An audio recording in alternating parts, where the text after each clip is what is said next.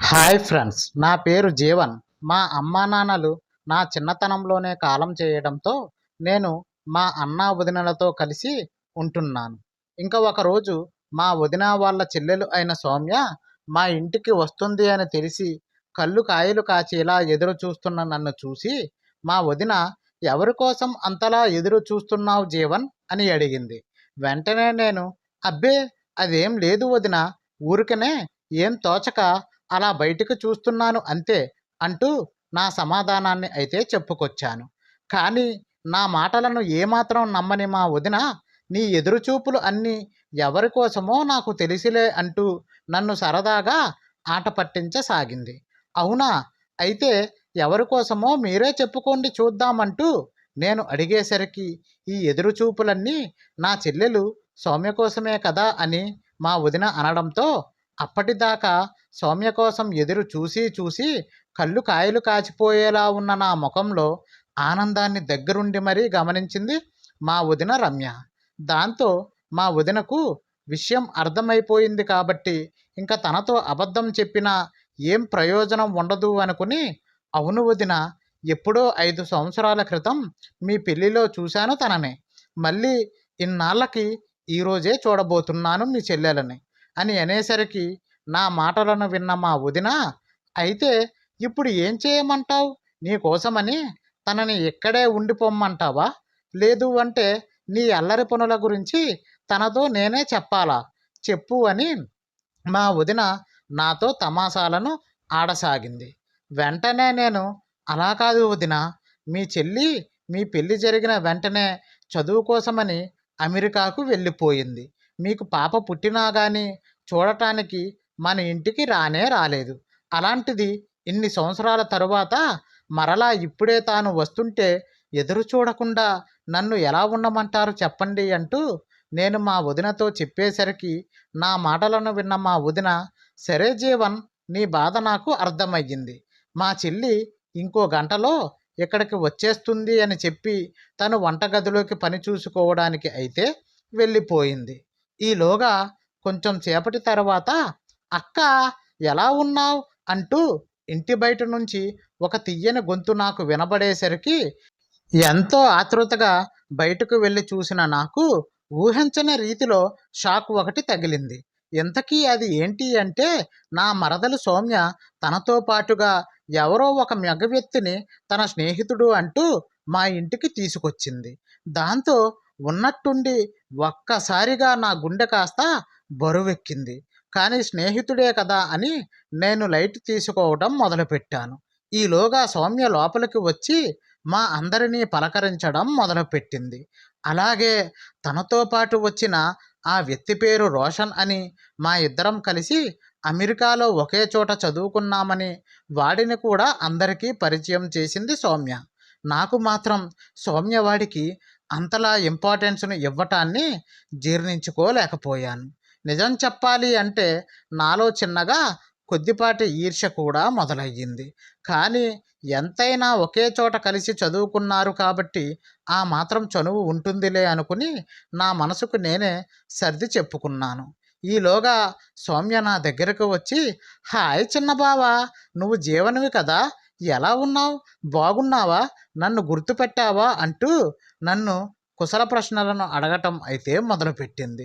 దాంతో తన మాటలను విన్న నేను, ఇప్పటి వరకు బాగానే ఉన్నాను కానీ ఇక మీదటే ఎలా ఉంటానో నాకే అర్థం కావటం లేదు.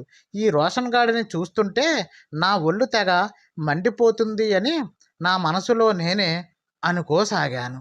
ఈలోగా మా వదిన కూడా నా వైపుగా చూస్తూ, నీ ప్రేమ విషయాన్ని తనతో చెప్పటానికి ఇదే సరైన సమయం, ఎలాగోలా తనని పక్కకు తీసుకుని వెళ్ళి నీ మనసులో మాట గురించి తనతో చెప్పేశాయి అని నాతో చెప్పేసరికి, ఇప్పుడు కాదులే వదిన, ప్రస్తుతానికి నా మనసేం బాగోలేదులే అంటూ అక్కడ నుంచి దూరంగా వెళ్ళిపోయాను. ఇంకా ఆ రాత్రంతా అందరం కలిసి సరదాగా కబుర్లను చెప్పుకుంటూ భోజన కార్యక్రమాలను ముగించుకున్నాం. ఇంకా ఎవరి గదుల్లోకి వారు వెళ్ళి నిద్రపోతూ ఉండగా ఈలోగా మా వదిన రోషన్ గాడిని పిలిచి, నువ్వు ఇక్కడ ఉన్నన్ని రోజులు మా మరిది గారి రూముని షేర్ చేసుకో అంటూ వాడితో అయితే చెప్పింది. ఆ మాటలను విన్న నేను ఇది కూడా ఒకందుకు మన మంచికేలే అనుకుంటూ ఆ రాత్రంతా సౌమ్య గురించే ఆలోచిస్తూ చాలా ప్రశాంతంగా నిద్రపోయాను. ఇంక తెల్లవారగానే మెలకువ రావటంతో బయటకు వచ్చి చూసిన నాకు అప్పటికే బయట ఈ రోషన్గాడు సౌమ్య ఇద్దరూ కలిసి షటిల్ ఆడుకుంటూ కనిపించారు. దాంతో నా మనసు మరింతగా రగిలిపోయి ఈర్ష్యతో కుతకుతలాడిపోయింది. అలా బాధపడుతూనే మౌనంగా వెళ్ళి నా స్థానాధికారాలను పూర్తి చేశాను. కానీ నాకు మాత్రం ఇంట్లో ఎక్కడ చూసినా వాళ్ళ ఇద్దరి జంటే నా కళ్ళ ముందర ప్రత్యక్షం అవుతూ ఉండేసరికి ఇంక నేను ఆ ఇంట్లో ఉండలేక మా వదినకు చెప్పి నా స్నేహితుడు గోపి వాళ్ళ ఇంటికి వెళ్ళి సాయంకాలానికి తిరిగి వచ్చాను. అలా సాయంకాలానికి ఇంటికి చేరుకున్న నన్ను చూసిన మా వదిన, సౌమ్య వచ్చినప్పటి నుండి నేను నిన్ను ఓ కంట గమనిస్తూనే ఉన్నాను. నువ్వు ఎంతో హ్యాపీగా ఉంటావని నేననుకుంటే నువ్వు మాత్రం చాలా దిగాలుగా, చిరాకుగా కనబడుతున్నావని నన్ను అడిగేసరికి నా మనసులో ఉన్న బాధ మొత్తాన్ని ఈ విధంగా మా వదినకి అయితే చెప్పుకొచ్చాను. ఎందుకో తెలియదు గాని వదిన, ఆ రోషన్ గాడిని సౌమ్యతో చూసినప్పుడల్లా నా మనసు ఆవేశంతో రగిలిపోతుంది. వాళ్ళని ఇంట్లో చూడలేకే నేను బయటికి వెళ్ళిపోయాను అని తనతో చెప్పేసరికి నా మాటలను విన్న మా వదిన, ఓ పిచ్చి జీవన్, తను ఇండియాలో పుట్టి పెరిగిన పిల్ల కాదు. ఎక్కువగా అమెరికాలోనే ఉండి అక్కడే చదువుకుంది. కాబట్టి ఇక్కడ పద్ధతులు, ఆచార వ్యవహారాలు ఏవి కూడా తనకు తెలియవు. అయినా వాళ్ళు ఇద్దరూ కలిసి చదువుకున్నారు కాబట్టి అంత క్లోజ్గా మూవ్ అవుతున్నారు. అంత మాత్రం చేత నువ్వు వాళ్ళని అపార్థం చేసుకోవాల్సిన అవసరం లేదు అంటూనే నీ ప్రేమ విషయాన్ని నా చెల్లెలితో చెప్పే పనిలో ఉండు అంటూ నా మనసులో కొండంత ధైర్యాన్ని నింపింది మా వదిన. దాంతో మా వదిన చెప్పిన మాటలను తలకు ఎక్కించుకున్న నేను రేపే సౌమ్యతో నా ప్రేమ విషయాన్ని ఎలాగైనా సరే చెప్పెయ్యాలి అనుకుంటూనే, కానీ ఎలా చెప్పాలి, ఎక్కడి నుంచి మొదలు పెడితే బాగుంటుంది అనుకుంటూ ఆ రాత్రంతా ఆలోచిస్తూనే అలా పడుకుండిపోయాను. ఈలోగా సమయం అర్ధరాత్రి 1 గంట దాటింది. ఎందుకో తెలియదు కానీ అనుకోకుండా అకస్మాత్తుగా మెలకువ నాకు వచ్చేసింది.